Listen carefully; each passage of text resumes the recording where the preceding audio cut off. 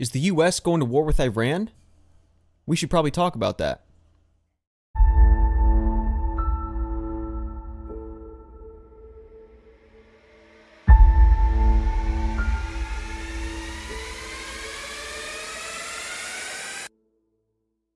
Hey, welcome back to the Watchman's Post. We're going to cover two topics today. Going to try to keep this one short. I say that every single time, but I mean it. Got two stories to cover here. The first one being the Signal group chat leak in the Trump administration that just happened. It's pretty embarrassing. Probably the most embarrassing thing that's happened so far in Trump's administration, and how I think someone should be fired, or at least, reprimanded. And then we're going to talk about the big story. Is the U.S. plotting to go to war with Iran? We'll cover that last. And so to start off, if you don't know, this week, a significant security breach involving the Signal, which is basically kind of like a WhatsApp sort of app. It's an encrypted messaging platform. Arguably, it's the most secure platform out there. But there was a leak, a breach. There was a breach that happened involving senior officials within the Trump administration. It involves according to Trump's team, the inadvertent inclusion of Jeffrey Goldberg, who is the editor-in-chief of The Atlantic, in a Signal group chat where sensitive military operations were discussed. So let's talk about the order of events here. So on March 11th, National Security Advisor Mike Waltz established a Signal group chat named Houthi PC Small Group, intended for high-level discussions on military actions against Houthi forces in Yemen. Due to a misstep, Jeffrey Goldberg was added to this group. Over the following days, Goldberg had access to detailed conversations about planned strikes, upcoming strikes that the U.S. was going to conduct in Yemen, including, and we have a picture we're going to show here in a second, including specifics on targets, timing, and the weaponry that was going to be used. This all culminated in the U.S. executing those said airstrikes on March 15th. This all came to light because The Atlantic had published an article revealing the breach, which obviously prompted immediate actions and reactions from both political figures within the Trump administration and the public, both pro and anti Trump. It's still technically under investigation whether classified information was explicitly shared in the Signal chat. I think it's pretty clear that, after you see, we're only sharing one photo, and it's pretty clear that sensitive information was absolutely shared. However, the Senate Armed Services Committee, led by Senators Roger Wicker, who's a Republican, and Jack Reed, who's a Democrat, they have requested a formal probe into the matter. Their main concern is that discussions about military operations, including airstrikes against Houthi forces, may have included classified details on an unclassified platform. That's debatable. According to the CIA director, John Ratcliffe, he claims that he was briefed on that, or he was basically told that Signal was authorized to be used for communications. So I don't think there's going to be that much heat on it being an unclassified platform, if what he's saying is true there. So just some brief thoughts on the... we can go ahead and throw that picture up now. So here, let me pull it up on my end, actually, so I have it, so I can see it better. Okay, so according to Mike Waltz, you can Google or YouTube this and see kind of his faceplant of a response to it. They're all claiming, including Pete Hegseth and J.D. Vance, that there was, nothing was shared. Nothing of importance was shared. And originally there were these 4 photos that came, or no, I think it was 2 pictures that were 2 screenshots of the chat that came out. Just them, talking to each other, not much going on. And then J.D. Vance, Pete Hegseth, Mike Waltz, and a couple other people were saying that, nothing was shared. He doesn't have, he doesn't have anything. A couple days later, I think it was the next day, Jeffrey came back and shared some more details. This picture being one of them, which, what do we have here? Okay, they're talking about the weather is favorable, just confirmed. We have a time. F-18s are going to launch the first strike package at 12:15. And then at 13:45 military time, so it's 1:45, the F-18s are going to launch the first strike. So we have a timeline of specific times of when these things are going to take place. And then, we get down, just every, we got time zones here. And clearly that is sensitive information. Enemy gets a hold of that. Not, potential mission compromise right there. So with all that being said, this is... And Trump's team is not doing a good job of defending this. They're either playing dumb and looking dumb, or just someone just needs to take responsibility for it. And that person is Mike Waltz. He was the one that set up the group chat, and he's saying Elon Musk has a team that's looking into this. And I have no idea how Jeffrey Gold.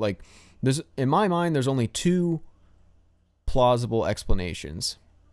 He knew he added him and did it on purpose. Likely, but, I don't know for sure. Or he's an idiot and shouldn't be in his job. Either way, whichever one of those is true, he should be fired. Or at least for the time being, needs to be, he needs to be removed from his duties so they can, reevaluate whether or not he's capable of doing his job. Because if you followed the Watchman's posts, through pretty much the start of Trump's, announcing his picks for his cabinet members and all these appointments, we were pretty skeptical of Mike Waltz. Not a huge fan, and this just shows that he's either not capable to do this, or he's not someone that can be trusted. So either way, I think he needs to go. Trump needs to put his foot down. And it's kind of made Trump look bad in a way, because Trump wasn't aware of this, and I think the media was questioning him about it before he was even made aware, potentially. And so Trump's hearing it all for the first time on live television, and he's just kind of trying to do damage control without really knowing the full situation, and so it's just making everyone look bad. So it's a pretty stupid thing that happened. Definitely someone needs to be reprimanded, and that person's Mike Waltz. That's pretty much all that needs to be said about that, but it's a pretty popular story going around, and yeah, something needs to happen there, because that is completely unprofessional, and, as a military guy, that's unacceptable. Security of that operation was completely compromised by having not just any journalist, but a journalist who is clearly out to get anything and everything conservative, Republican, anti-Trump. The Atlantic is a horrible organization. And so I can't wrap my head around how he got added to that group chat. So it's stupid. So with that out of the way, let's move on to the big story, the second big story. If you've been on social media for longer than, 5 minutes this week, you'll be seeing people saying the U.S. is going to war with Iran. We're preparing to go to war with Iran. I don't think that's true. That doesn't make sense. And I'm kind of going to explain why, and kind of what's happening, and what's prompting people to talk about that. We can go ahead and throw up, is it A1? Hey, I got it right. So that little red dot that you see on the screen here, my screen's over there. That's why I'm pointing over here. That is the island of Diego Garcia. And there is a significant U.S. military buildup happening as we speak on this island. This tiny little island. Positioned, I believe it's 2,000 to 3,000 miles away from Iran, off the coast. You can see it right there. What we know so far is the U.S. has positioned B-2 Spirit bombers, and now as I'm reading this, I totally forgot to pull a picture up of what these look like, but they're the new slick-looking bombers that we just came out with, and they're pretty awesome. I believe it was featured in what's that movie? Top Gun 2. But anyways, these aircraft are capable of carrying, they're called bunker buster bombs, so they're heavy payloads that can hit deep underground. These enhance the U.S.'s capacity to strike fortified targets, both in Iran, potentially, and also in Yemen, where we've been increasing airstrike activity in that country. And we'll kind of explain why the U.S. is increasing there. Well, I'll just get right into it. So that why we're continuing to strike in Yemen. It's a response to the ongoing Houthi attacks on Israel as well as the Red Sea region, which is affecting global trade significantly. So, kind of some backstory between the whole U.S. I hit my mic. Between the U.S. and Iran tensions right now. President Trump recently sent a formal letter to Iran proposing new nuclear negotiations. For those of you who don't know, Iran is really accelerating their nuclear capabilities in research, and different reports say different things, but it sounds like they're pretty close to having a nuclear weapon, which is not a good thing. So Trump is right to be concerned about this. Biden didn't seem to be too concerned about it at all. So it's kind of been laid on Trump now to kind of handle this situation. So he sent him a letter setting a 2-month deadline for a deal, which in this letter he also warns of potential military consequences if an agreement is not reached. Thank you, producer Cade. That is the B-2 Spirit bomber. It is slick. It is sleek. It is thin. It's just a beautiful beast. So there we go. Thank you, Cade, for that. And yeah, so Trump threatened potential military consequences if an agreement can't be reached. And Iran's foreign minister has responded, indicating that Iran is open to dialogue and obviously cautioned President Trump against military threats, which is to be expected. And in the meantime, the U.S. has been conducting a significant airstrike campaign against Yemen's Houthi rebels. Starting back on March 15th, which is what the group chat leak was about, it was discussing those March 15th airstrikes. The operations have been getting notably more intense than previous efforts. Reports so far, this could be wrong, but reports of 56 American strikes within a week, marking the highest number of such events in a single week since the U.S. began its bombing campaign at the start of the Israel-Hamas conflict. Why are we doing this? These strikes are a response to the Houthi threats against Israeli vessels and also aim to ensure the safe passage of commercial shipping in the Red Sea region, which has been severely disrupted by their attacks. And so the U.S. has deployed significant military assets, including 2 aircraft carriers, stealth bombers, to support this operation. Just a couple of these targets here. Sana'a International Airport, which houses a significant military facility, was targeted in Yemen. A Houthi stronghold, Sada. I'm butchering these names, but this area has been subjected to numerous strikes. A day later, on March 16th, airstrikes targeted a military headquarters and multiple weapons storage facilities. Further strikes on March 19th focused on As Safra, a location known for Houthi training bases and more weapon storage. These airstrikes are aimed at degrading Houthi operational capabilities, obviously. And so these rebels continue to this day, actively engage in hostile actions in the Red Sea region. These persistent attacks have significantly disrupted global trade, leading to a 75% reduction in Red Sea traffic and increased transit times as vessels now have to reroute around Africa. And so we're going to explain, what does that mean? So rerouting around Africa significantly impacts global trade because it forces ships to take a much longer and much costlier route. Normally, ships use the Suez Canal, which connects the Red Sea to the Mediterranean Sea, which allows for a direct path between Asia and Europe. And so just some numbers here. So the Cape route that they're now having to take adds about 4,000 to 6,000 extra nautical miles, which obviously increases fuel consumption and crew wages. We're also seeing delays in goods delivery. Shipments that would take 10 to 14 days through the Suez Canal now take an additional 10 to 14. So we're basically doubling the time it takes to get these deliveries, which delays supply chains. Because of this, we're now going to see higher prices for consumers. The longer transit time and higher fuel costs lead to increased freight charges, which get passed down to businesses, which gets passed down to the consumers. We're seeing oil and energy market disruptions. The Red Sea is a major corridor for Middle Eastern oil and liquefied natural gas, basically on its way to Europe. And so rerouting, again, increases transit time and costs, which potentially and probably is going to lead to higher global oil prices, if it isn't already. And we're seeing congestion at other ports. So rerouting has put additional pressure on ports in South Africa and West Africa, causing serious logistical bottlenecks. Some more numbers here. Like I said, 75% reduction in Red Sea shipping traffic since these attacks began. The cost of sending a container from China to Europe has more than doubled in recent months. Shipping companies like Maersk and MCS have already rerouted hundreds of vessels around Africa.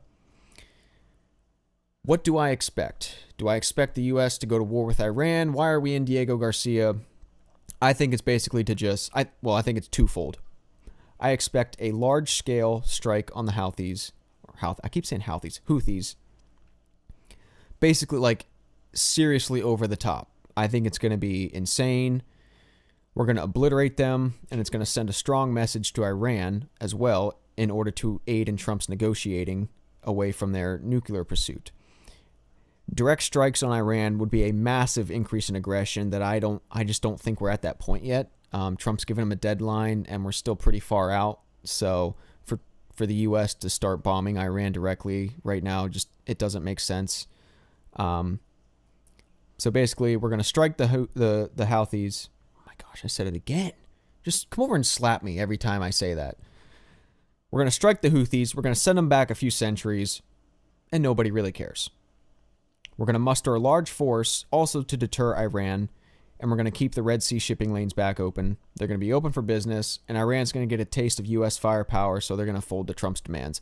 That is my prediction. I do not think we're going to go to war with Iran. I think that's crazy, and people pushing that narrative right now are not looking at all the details. This just happened last night as I was preparing my episode, so I wrote this down. March 27th, last night at, I don't know what time, but I was doing this pretty late, and when this came across my desk. The U.S. Navy and Air Force launched the largest series of strikes last night against the Houthi targets in Yemen. Since the strike operation began roughly 2 weeks ago, close to 100 precision strikes are reported to have been launched by both aircraft and naval vessels planted in the Red Sea, targeting well over 80 military and infrastructure sites as well as some other targets. According to U.S. defense officials, Houthi command and control centers, air defense systems, ballistics and cruise missile launchers, drone launch sites, weapons manufacturing facilities, underground weapons storage sites, high-value officials, yada, yada, yada, were all targeted during last night's wave of strikes, with daily strikes against the Iran-backed Houthis set to continue until, one, the attacks on Israel stop, and also the attacks on international shipping stop. And so we're going to see the deterrence restored in the Red Sea and also the Gulf of Aden. So what do we have? Let's go to the next picture here, A2. So what is even on this island right now? If this picture makes no sense to you, that's okay. According to U.S. officials, the recent deployment people are saying between 5 and 7 of those B-2 Spirit stealth bombers are currently on the island. They came from Whiteman Air Force Base in Missouri, and they flew to Diego Garcia, which is in the Indian Ocean, if you remember from the map earlier, which is a little more than 2,000 miles from Iran. And the official was saying it is not disconnected from the recent 2-month deadline given by President Trump to the Iranian supreme leader. So clearly there's a buildup here. It's a major show of force. I don't think we're going to attack Iran, but if you see in the picture there, those little yellow boxes contain the temperature-controlled hangars that these bombers need to be stored in, basically, in order for them to be functional. And I believe, let me just peek my head. Yeah, I think there's 3 additional stealth bombers sitting there. I don't know if they're building more storage. That picture seems to, suggest that we are getting ready to build some more storage hangars for them, just so we can store them there and maybe use them. I don't know. But basically, to wrap up, actually, we'll do the last picture. well, sure. Go ahead and play the next one. This is a satellite image taken today, which shows, I believe, how many is that? 5? That confirms that there are 5 for sure. It's hard to see, but it has been confirmed that there are 5 of these B-2 stealth bombers currently on the island. Just another cool picture. But yeah, so we see it was confirmed today that there are for sure 5. And yeah, we can leave that picture up, that the one you just put up there. I'll discuss it later. But basically, what would be the like? Why would the U.S. not want to go to war with Iran right now? A couple reasons. Obviously, there's military consequences. We'd be taking casualties, most likely, U.S. casualties, and we'd be into another prolonged conflict. There would be probably, almost immediately, there would be blockades and disruptions of global oil shipments, and that's going to cause major disruptions globally, which we don't really need right now, considering the Red Sea is already being, affected pretty heavily. Cyber warfare threats. Iran, believe it or not, has strong cyber capabilities and could start launching pretty serious cyber attacks against the U.S. infrastructure, financial institutions, and other, government agencies or something like that. There'd be serious economic consequences. Oil prices would immediately skyrocket. Stock market potential collapse. If the U.S. gets involved in a major war, global markets could shake the already shaky global markets, causing much uncertainty and a potential economic shutdown. And like we mentioned before, we could see some serious supply chain disruptions. And then there's geopolitical consequences. Russia and China have pretty much solidified their support for Iran. They've kind of become the big three. So we could see potential involvement with, Russia and China.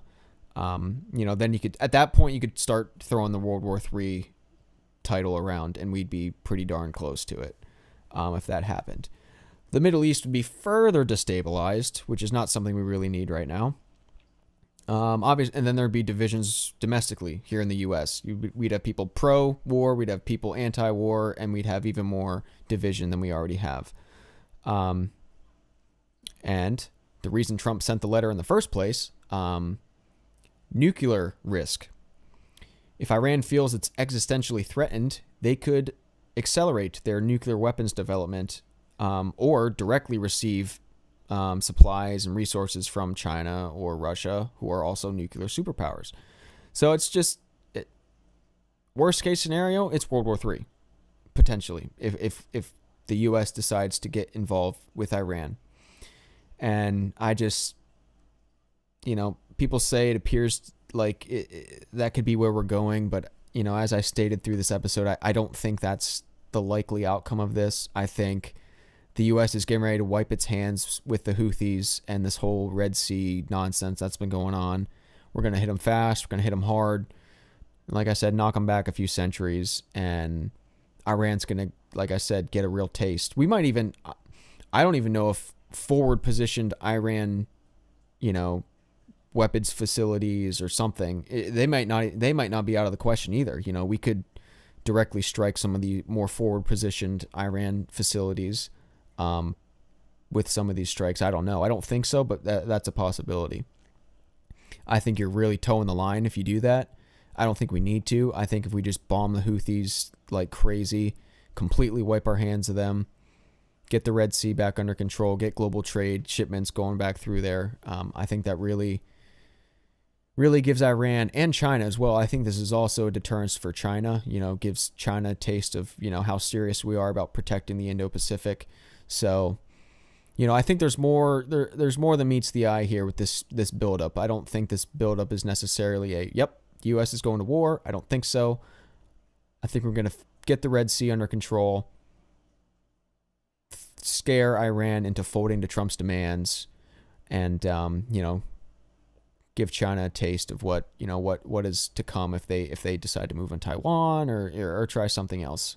So I don't think, if all goes right, we're just going to open the Red Sea back up and everything else should fall into place. If not, hey, we'll be here to cover it live if something crazy happens. I don't think so, so you can rest easy tonight.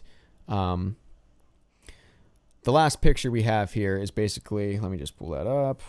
Oh, I lost it. Give me a second. Bear with me. This picture I got from Ian Ellis on X. This is a pretty good picture. So basically, oh, I lost it.